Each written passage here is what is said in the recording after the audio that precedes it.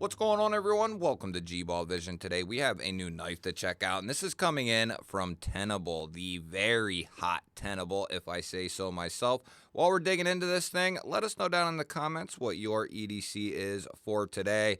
Love seeing what you guys are carrying, and we are getting more and more every single day. And I love to see it. So this is the newest folder release for Tenable. And I have to say, I'm pretty excited about this one. I have to say, I've been pretty excited about all the releases from Tenable. If you're not familiar with Tenable, they are Concept's sister company, and they are the more affordable line, if you say, of the Concept line. And what they have done is they have put out some of their own models as well, but what they've done is taken a lot of the premium Concept knives and turned them into a more budget-friendly option. And today, we are going to be looking at the very popular Concept Kryo. And this has a little bit different look and aesthetic and lock than the original Kryo does. And I will bring that out here in a moment. But let's take a look at this thing here. We have a nice casual drop point blade, nice little flat that rolls across the top. We have a nice stonewash finish, and we're going to be looking at 14C28N here. Nice sharpening choil, very good. Love to see that. We have some really nice thumb studs here for the deployment. Nice spacing there so you can get underneath of them and leverage them bad boys up. We also have a crossbar lock here for our locking mechanism, and that is done pretty well. The tabs protrude out there nicely. Not too far. I wouldn't mind if they stuck out just a little bit further, but just trying to be very overcritical. We are looking at micarta handles here, and we do have steel liners, and we do have a bunch of internal milling in there for weight relief, couple of large standoffs, and we have a lanyard post down here on the very bottom, and we are looking at a deep carry clip. It's surface mounted, but the screws are recessed, plenty of room in there, and they made this so it is left hand friendly. Very good job. So this is a completely ambidextrous knife. What kind of size are we looking at for the new Tenable Kryo here? Let's take a gander. And we are looking at a solid 3.5 inches of cutting edge. We are looking at 8 inches overall, and we have about 3 1/8 of total blade. And to put that in perspective, we'll bring out a couple of comparison knives. We have the Spyderco Para 3 up top. We have the full-size Kaiser Militol in its budget form down there on the bottom. And the Kryo is quite a bit bigger than the Spyderco Para 3. And I'd say it's right in line with the Militol. Might be missing out just a little bit on the blade side, but it's right in line with that. And two more, we have the Kaiser Drop Bear up top, and we have the Vosteed Raccoon Bowie down on the bottom there, the full-size Raccoon. And it's going to be quite a bit bigger than the Raccoon is, and of course, bigger than the Drop Bear as well. And here is a more affordable version of the Concept Kryo that Concept put out sometime late last year, 2024, and I have to tell you, I fell in love with this one right here, and you can see it's got a little bit different design aesthetic. I believe this one is still fully available. I'll have them both linked down below as long as they are both available. The last time I looked, there were a couple variations of the new Tenable in stock, but there were some out of stock as well. But you can see different blade shapes, different opening methods, different locking mechanisms, but still going to get that same great fit and finish across the board from Concept to Tenable. Either which way, Concept is doing the job on Tenable, and Concept has, in my opinion, been one of the companies over the last year that has taken a huge step in the right direction when it comes to their fit and finish, the quality control of the products and materials. Just, they have been doing a very good job. We'll go ahead and take a look at the new Kryo and see what it looks like in the pocket. We'll see how this pocket clip reacts here.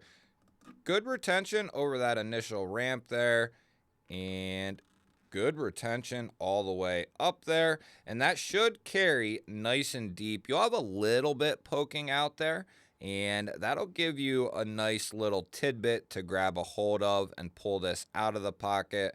I'd say that looks pretty clean and very good retention on the way out. I am interested, however. So we have the same clip on both, the same layout. So they are very similar in their layout. And here, remember, they didn't do a left-hand clip. So, you know, they are still learning, but they are still improving as well. So I have to admit, I was probably the most hyped I've been so far for a Tenable, at least for the Fenrir. That was something I had been waiting on for quite a while. But this one right here looked, I saw that they went back to the drawing board with the blade shape and they just changed some things around. And I already loved the Kryo. I've had a couple different ones, premium, budget, and I like Kim Ning's designs. He does a great job, and concept really backs him up with a good product. So I just thought that this would be a good knife, and it's a great size. It's got some heft to it. I'm going to say, but it's not overly hefty. I'm going to say this is right around 3.6-ish. Ooh, got a little bit more on it there. About 4 ounces on the nose. And we're looking at 112, 114 grams. And yeah, that keeps us right at 4 ounces. Next up, we will check the handle thickness here and our dimensions on our blade. Start with the handle, and we're looking at a straight 0.5 there, just a touch thicker. We'll check our blade stock thickness here at the thickest point. And we're looking at a healthy bugger, 135 there. So pretty good thickness all the way out to that tip. And we're looking at, I believe this is just a high flat grind, but it's a nice tall blade. Feels like it comes down pretty thin, and it does come down there pretty good. 16 thousandths in that particular spot with that particular hold. But let's see how this thing cuts out of the box here. I love that blade. You don't get more, you know, that's as traditional of a drop point as you get, but there's just something about it. Ultra useful blade shape. Check this edge. Stay out of the sharpening choil. Very good. Very good. Yeah. Nice edge. Check that tip. Nice and pokey.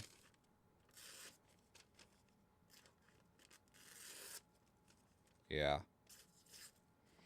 And the great thing about 14C is even if you are a novice at stropping, sharpening, honing the edge, whatever it is, you can take something like this, and if you have yourself a strop and some compound, you'll be able to get this thing just screaming sharp. I mean, it's sharp out of the box, but you'll be able to get this thing just wicked sharp just by throwing this on the strop for a little while. That is one of the major benefits to 14C. Not only is it ultra tough, very corrosion resistant, but it's got decent edge retention, and with the right geometry, depending on what you're looking for. Are you looking for toughness? Are you looking for edge life? You know, people get caught up too much in certain things, and not everyone's looking for the same thing, right? Especially when you're dealing with knives and fixed blades, or a heftier knife or a heavier duty knife. You might want it a little bit thicker, a little bit more robust. You're not quite looking for edge retention, and a lot of people get too caught up in that. Let's go ahead and check our centering.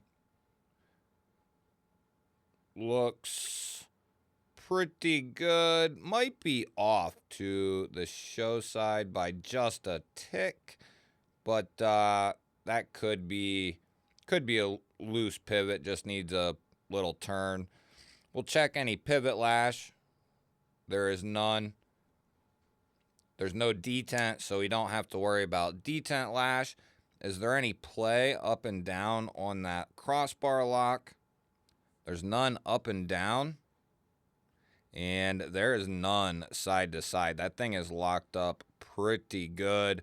Good connection in there. We have a raw blade and a raw lock bar. So we should have very good lockup in there. It feels solid. The springs and the crossbar lock are very nice. Even for this little bit thicker blade, you can really rocket this thing out of there, that blade out of that handle. And those studs are a nice design. You have a double step there, and there's plenty of room to get to them, whether you want to come up from the bottom or you can kind of throw them out from the side. I don't really do that anymore unless you have to, but come straight up on that bad boy and it'll rocket out of there. Reverse flick, you can come up underneath of it with the nail if you want, or you can just use the fingertips. So either which way, very, very nice on the placement and design of the studs. Let's go ahead and check this thing. We'll start out towards the tip with some lighter taps. I don't suspect any issues. Put it at a very awkward angle. Check it. Middle, medium taps. Very good. Check it. Very good. And we will run it through our normal checks here. Make sure everything is working properly. There's no movement still on that blade or lockup. Still no pivot lash on there. Opening action, still right on point. And our closing action is very good. Yeah, this thing, I think these are like $60, and that is a hell of a good deal. In regards to the build quality, you're getting really nice micarta here. I think they have other colors and G10s as well, but I like micarta a little bit more in most instances. I like G10 though, but good micarta, good quality 14C. Completely ambidextrous, very affordable, gonna get a nice amount of edge life out of this thing. Yeah, this is going to be a winner. If you like crossbar locks, you like drop points, this is a good size. I wear an XL glove. I can get a full grip on this thing with room to spare.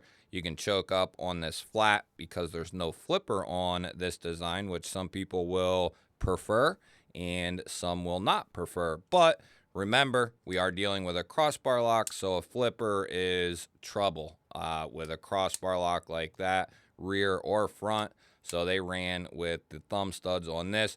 But I suspect Tenable to continue just putting out these budget offerings from the more premium ones in the concept line. And I think they aren't just going to stop with, we put this one out. I bet they're going to do other stuff, other locks, other deployments, maybe some different blade shapes.